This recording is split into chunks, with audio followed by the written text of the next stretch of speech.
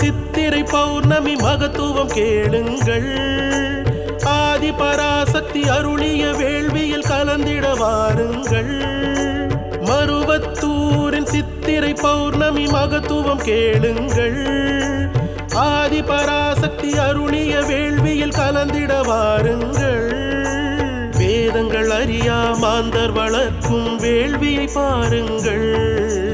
கோலங்கள் வரைந்து கோள்களை இயக்கும் குரு புகழ் பாடுங்கள். சித்தவனம் தேடி சக்தி பதம் நாடி விரைந்தே வாருங்கள். ஓம் சக்தி ஓம் சக்தி ஓம் சக்தி ஓம் சக்தி ஓம் சக்தி ஓம் சக்தி ஓம்.